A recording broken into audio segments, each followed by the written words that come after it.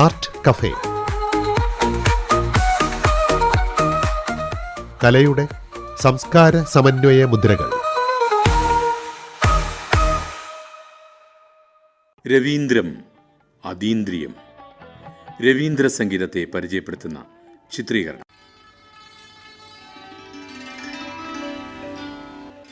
രവീന്ദ്രനാഥ ടാഗോർ എന്ന നോബൽ സമ്മാന ജേതാവിന്റെ സർഗജീവിതം സാഹിത്യത്തിന്റെ ചാലുകളിലൂടെ മാത്രം ഒഴുകാൻ വിധിക്കപ്പെട്ട ഒന്നായിരുന്നില്ല. കവിതയുടെയും ചിത്രകലയുടെയും നാടകത്തിൻ്റെയും നോവലിൻ്റെയും ചെറുകഥയുടെയും തത്വചിന്തയുടെയും വൈവിധ്യമാർന്ന സമതലങ്ങളിൽ ഒഴുകിപ്പരന്ന ആ സർഗാത്മകത തൊട്ടിയിറനാക്കിയ മറ്റൊരു പച്ചപ്പാണ് സംഗീതം. സമന്വയത്തിൻ്റെയും ലയസൗഭാഗ്യത്തിൻ്റെയും ഈ സംഗീതധാരയെ രവീന്ദ്ര സംഗീതം എന്ന പേരിൽ നമുക്ക് കേട്ടറിയാം. കേൾവി ഒരതീന്ദ്രിയ അനുഭവമായി നമ്മിൽ നിറയുന്നത് നമുക്ക് അപ്പോൾ തിരിച്ചറിയാം.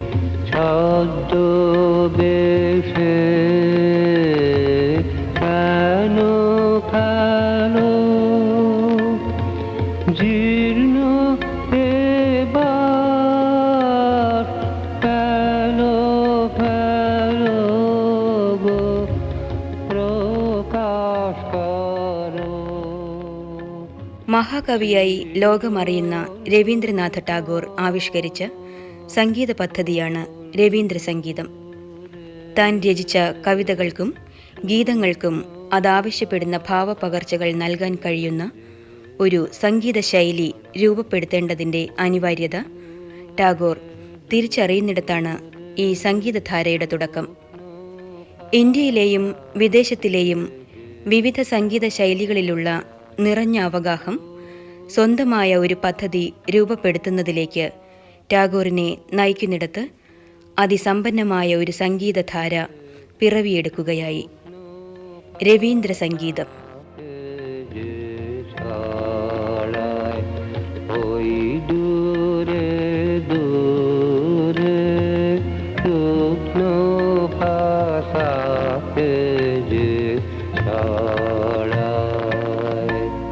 പ്രായോഗിക തത്വചിന്തയിലും ആദർശപരമായ ജീവിത വീക്ഷണത്തിലും ഊന്നൽ നൽകിക്കൊണ്ടാണ് 20-ാം നൂറ്റാണ്ടിലെ ബുദ്ധിജീവികൾ ആത്മാവിഷ്കാരം നടത്തിയിട്ടുള്ളത്. ഈ നൂറ്റാണ്ട് കണ്ട മഹാനായ കവിയും ചിത്രകാരനും നോവലിസ്റ്റും സർവോപരി തത്വചിന്തകനുമായ രവീന്ദ്രനാഥ ടാഗോർ ഇന്ത്യക്ക് ലഭിച്ച എല്ലാ കാലത്തെയും മികച്ച സംഗീതജ്ഞരിൽ ഒരാളാണ് എന്ന കാര്യം പലർക്കും അറിയില്ല. എന്നാൽ പ്രകൃതിയുടെ ലയവുമായി താദാത്മ്യം പ്രാപിച്ച മഹാനായ സംഗീതകാരൻ കൂടിയായിരുന്നു അദ്ദേഹം. ബഹുമുഖ പ്രതിഭയായിരുന്ന ടാഗോർ ആധുനിക ഭാരത സംസ്കാരത്തിന് നൽകിയ അമൂല്യ സംഭാവനയാണ് രവീന്ദ്ര സംഗീതം.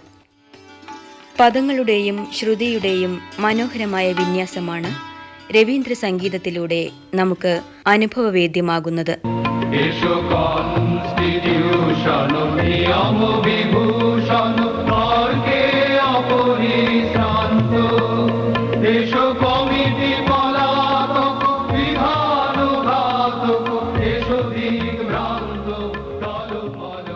ഒരർത്ഥത്തിൽ പാരമ്പര്യ ശബ്ദ സംഗീത ശാഖയിൽ തന്നെ ഉൾപ്പെട്ടതാണ് രവീന്ദ്ര സംഗീതവും. ശക്തമായ പദതാളലയ സമന്വയത്തിന്റെ വക്താക്കളാണ് ബംഗാളി വൈഷ്ണവ കവികൾ. ടാഗോറും ഈ ശാഖയുടെ ഭാഗമായത് സ്വാഭാവികം മാത്രം.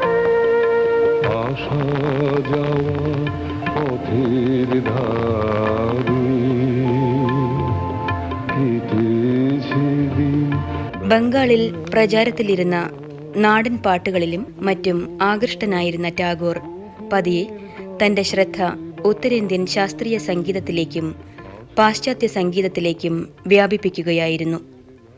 ഉത്തരേന്ത്യൻ രാഗങ്ങളെ അവലംബിച്ചുകൊണ്ടും എന്നാൽ ഹിന്ദുസ്ഥാനി സംഗീതത്തിലെ ശാസ്ത്രീയമായ സാങ്കേതികത പാടെ ഒഴിച്ചു നിർത്തിയും ഒരു സംഗീത ശൈലിയെ അദ്ദേഹം സങ്കല്പിച്ചു നോക്കി.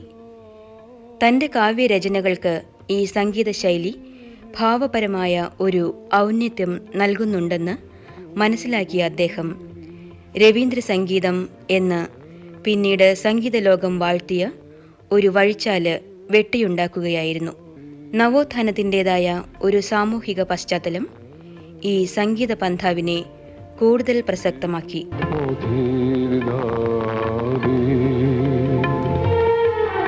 ഹിന്ദുസ്ഥാനി ശാസ്ത്രീയ ആലാപനത്തിൻ്റെ ശാസ്ത്രീയതകളെയും കർക്കശമായ ചിട്ടകളെയും പാടെ ഒഴിവാക്കി സംഗീതത്തെ സുഗമവും സ്വതന്ത്രവുമായ വഴികളിലൂടെ ഒഴുകാൻ അനുവദിച്ചുകൊണ്ട് ടാഗോർ അളവറ്റ ജനപ്രീതി നേടി. ശാസ്ത്രീയ ജടിലതകൾ ഒഴിവാക്കി എന്നത് മാത്രമായിരുന്നില്ല ജനപ്രീതിയുടെ കാരണം. ഗ്രാമീണമായ നാടൻ ശീലുകളും മണ്ണുമായും മനുഷ്യനുമായും ഇഴുകിച്ചേർന്ന നാടൻ ഈണങ്ങളും രവീന്ദ്ര സംഗീതത്തിൽ ഉൾച്ചേർന്നിരുന്നു. സംഗീതത്തെ ശാസ്ത്രീയ നിബന്ധനകളിൽ നിന്ന് വിമോചിപ്പിച്ച് ബാവുൽ പോലുള്ള നാടോടിപ്പാട്ടിലേക്ക് വിലയിപ്പിച്ച ലളിതമായ കാവ്യശകലങ്ങളായിരുന്നു രവീന്ദ്ര സംഗീതത്തിലൂടെ വങ്കനാട്ടിന് ലഭിച്ചിരുന്നത്. അതുകൊണ്ട് തന്നെ അത് നാടിൻ്റെ സംഗീതമായി മാറി.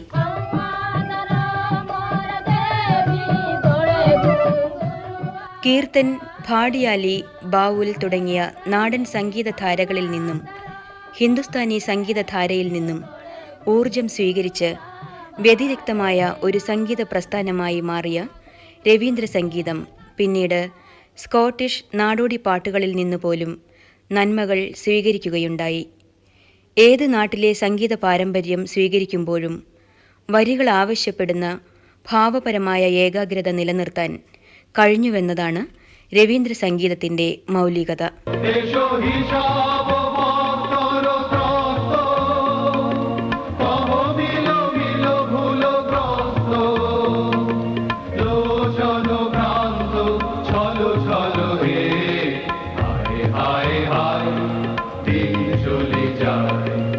രവീന്ദ്ര സംഗീതത്തിൻ്റെ പ്രമേയ പരിസരങ്ങൾ വൈവിധ്യവും വിസ്തൃതവുമായ ഒന്നായിരുന്നു.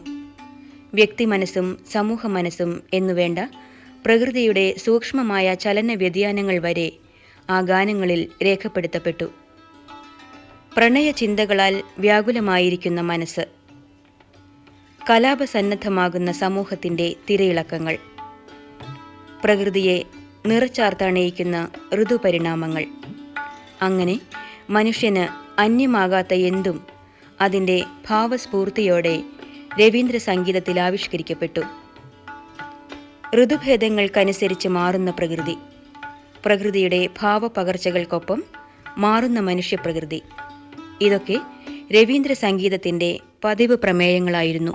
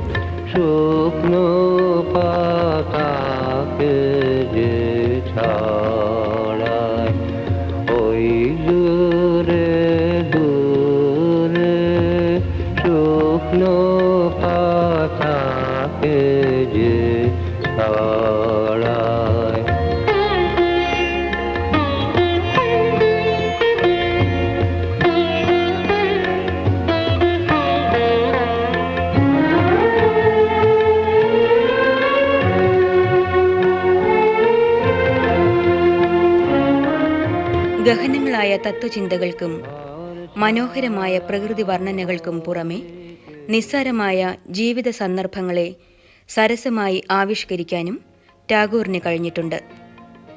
ഒരു ചായ സൽക്കാരത്തിൻ്റെ മുന്നൊരുക്കങ്ങൾ രവീന്ദ്ര സംഗീതത്തിൽ ആവിഷ്കരിക്കുന്നത് ഇങ്ങനെയാണ്.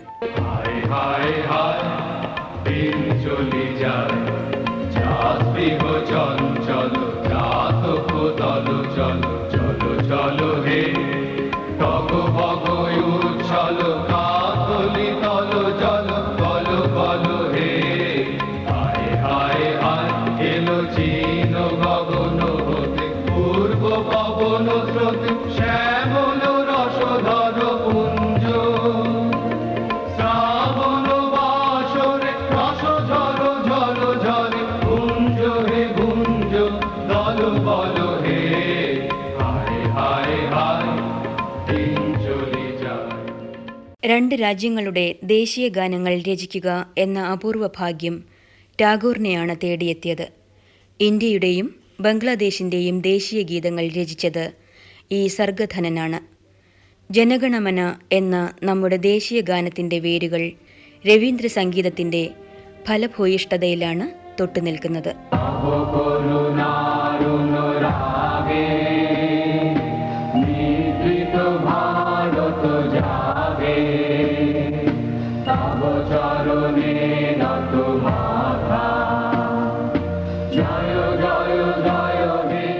മനുഷ്യ മനസ്സുമായി വൈകാരിക ബന്ധമുള്ള എല്ലാ വിഷയങ്ങളെക്കുറിച്ചും അദ്ദേഹം ഗാനങ്ങൾ രചിച്ചിട്ടുണ്ട്. മനുഷ്യ മനസ്സിൻ്റെ പ്രയാണപഥങ്ങളിൽ നിന്നും വിഹുലതകളിൽ നിന്നും ഒളിച്ചോട്ടം നടത്താൻ ടാഗോറിന് കഴിയുമായിരുന്നില്ല. നമ്മുടെ കലാരൂപങ്ങൾക്ക് സംഭവിച്ചുകൊണ്ടിരിക്കുന്ന അപജയത്തെ തുടർന്നുള്ള മനുഷ്യൻ്റെ ഏകാന്തതയെക്കുറിച്ച് ടാഗോർ ബോധവാനായിരുന്നു. അദ്ദേഹത്തിൻ്റെ പ്രസിദ്ധമായ എക്ല ചലോരെ എന്ന കാവ്യാവിഷ്കാരം ഇതിനുദാഹരണമാണ്.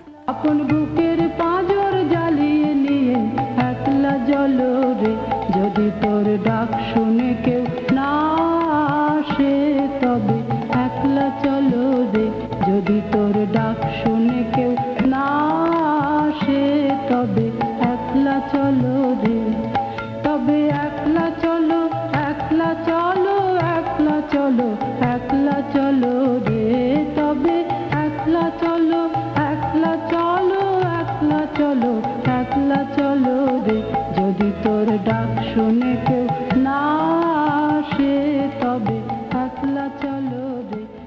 പരമ്പരാഗത ക്ലാസിക്കൽ സംഗീത സമ്മർദ്ദങ്ങൾക്ക് അതീതമാണെന്നതാണ് രവീന്ദ്ര സംഗീതം പ്രചുര പ്രചാരം നേടാൻ കാരണമായത്.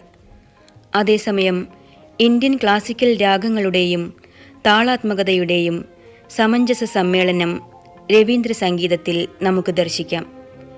ഇന്ത്യൻ സംഗീത ശാഖയ്ക്ക് നൂതനമായ അർത്ഥതലങ്ങളും സംഭാവനകളും നൽകിയ സംഗീതധാരയാണ് രവീന്ദ്ര സംഗീതം.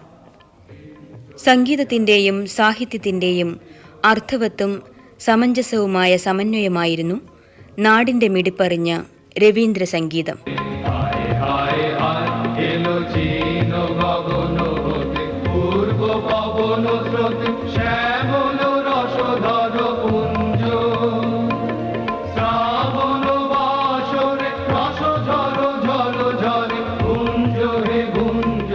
രവീന്ദ്രം അതീന്ദ്രിയം. രവീന്ദ്ര സംഗീതത്തെക്കുറിച്ചുള്ള ചിത്രീകരണം ഇവിടെ പൂർണ്ണമാകുന്നു. তবে একলা চলো একলা চলো একলা চলো একলা চলো রে, তবে একলা চলো একলা চলো একলা চলো একলা চলো রে, যদি তোর ডাক শুনে কেউ না আসে তবে একলা চলো রে.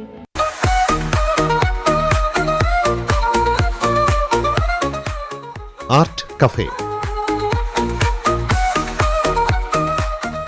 കലയുടെ സംസ്കാര സമന്വയ മുദ്രകൾ.